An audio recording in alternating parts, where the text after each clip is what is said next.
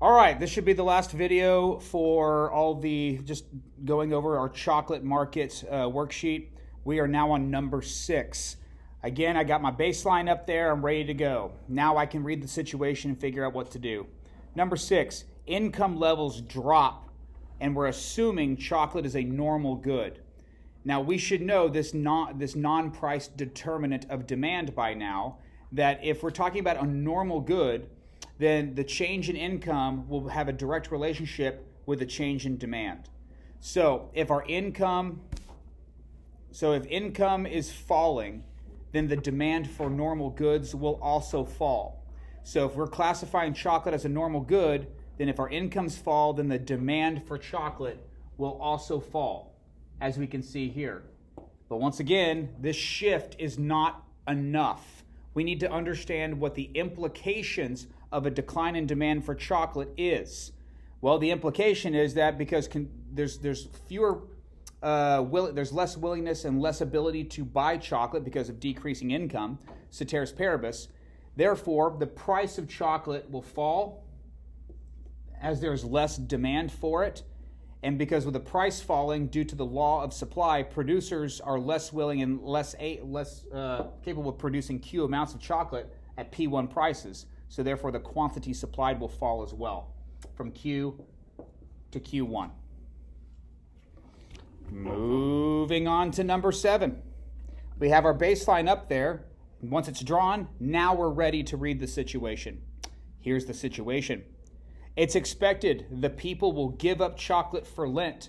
Lent is a religious holiday, mostly for Catholics, but other denominations of Christianity, where for a 40-day period, they give up something that they typically enjoy. Some people give up alcohol. Some people give up sweets. So in this case, we are expecting people will give up sweets for Lent. They'll give up chocolate for Lent. Ceteris paribus. Now, who does this more concern? This expectation is more concerning for producers than it is consumers. If I, as a firm who's responsible for producing chocolate, if I expect consumers to be less willing and less able to buy chocolate because of their religious observance, then I'm going to be less willing to supply chocolate. I'm going to decrease my production of chocolate. As a result, I don't want to produce products that are just going to sit on the shelf and go to waste. That's an increased cost and diminishing revenue. I don't want to do that.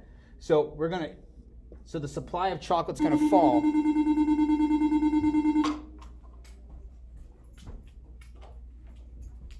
My black markers are dying. The supply of chocolate, oh, that's so much better. Supply of chocolate's going to fall from S to S1, but what are the implications of this?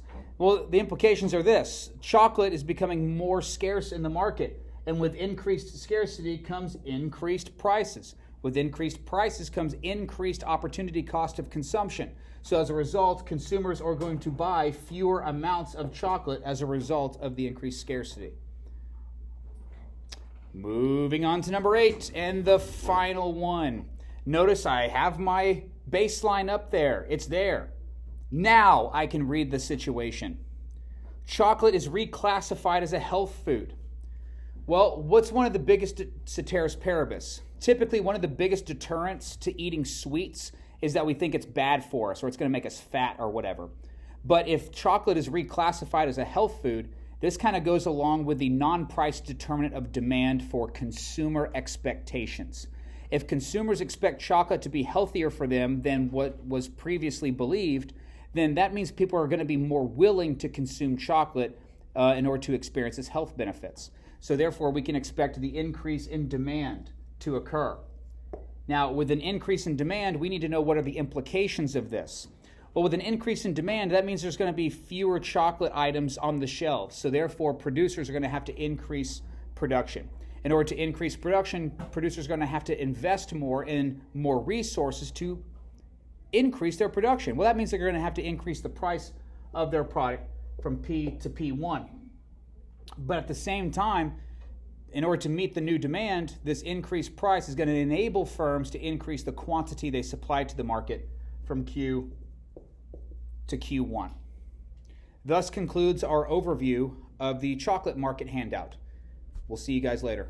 Don't forget, Monday next week is our peer review day for your IA. So make sure your IA commentaries, rough draft is done.